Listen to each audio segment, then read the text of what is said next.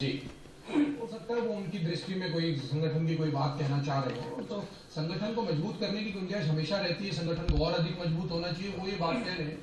ठीक है कि उनको, और जहां तक युवा अध्यक्ष हैं तो युवाओं के कंधों पर और जिम्मेदारी अधिक रहती है, तो उनकी उनसे उम्मीद होना और एक युवा अध्यक्ष से उम्मीद करना और पार्टी के युवा संगठन से उम्मीद करना, पार्टी के संगठन से उम्मीद करना, तो इसमें कोई बात गलत नहीं है। मैं समझता हूँ कि चौधरी वीरेंद्र सिंह जी ने कहा है कि जितना संगठन मजबूत है और अधिक मजबूती की आवश्यकता है, तो मजबूती की गुंजाइश हर संगठन में। चुनाव से पहले से कार्यक्रम क्यों? पद यात्रा, क्या पद यात्रा के जरिए कांग्रेस वोट बैंक बटोरेगी?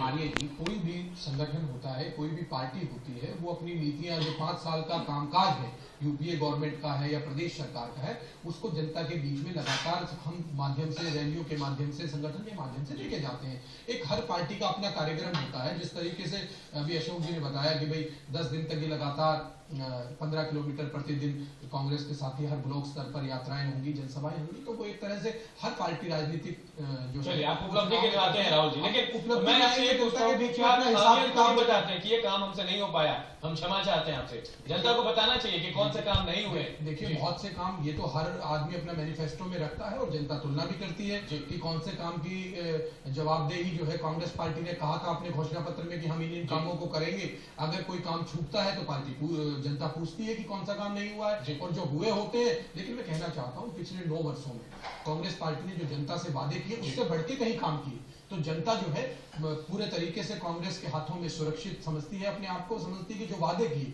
उससे कहीं बढ़ के काम किए। चाहे शिक्षा का क्षेत्र हो, चाहे बुढ़ापा पेंशन की बात हो, चाहे नौजवानों को रोजगार की बात हो, चाहे इंफ्रास्ट्रक्चर की बात हो, हर क्षेत्र में एक भूतपूर्व तरीके है। खास तौर पर क्योंकि लोकसभा चुनाव है, तो केंद्र सरकार ने आम जनता को जो सबसे बड़े हथियार दिए हैं जनता को, चाहे सूचना के अधिकार की बात हो, चाहे भोजन के अधिकार की बात हो, चाहे शिक्षा के अधिकार की बात हो, चाहे महात्मा गांधी रोजगार गारंटी की बात हो। आप देखिए कि प्रदेशों से पलायन रुका है। कहीं जहां गरीब मजदूर बहुत बाहर अपनी आजीविका के लिए आते थे, उसमें कितनी कमी आई है, और अब लगातार उसमें भी बढ़ोतरी कर रहे हैं कि कितने दिन हो गए। तो जिस तरीके से हम राहुल की स्पीच सुन रहे हैं, हमके नहीं साहब की स्पीच सुन रहे हैं, आप बोलिए, आप गलत कर रहे हैं, आप गलत कर रहे हैं। एक मिनट, बारी बारी से अब आप संयम से सुनते हैं, आप चलिए बारी बारी से, चलिए पूरी बात करें, चलिए पूरी बात करें। आप मुद्दे से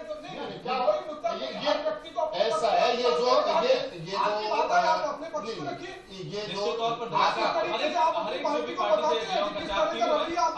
अपनी बात रखेंगे, बिल्कुल आप भी अपनी पार्टी की बात रखेंगे।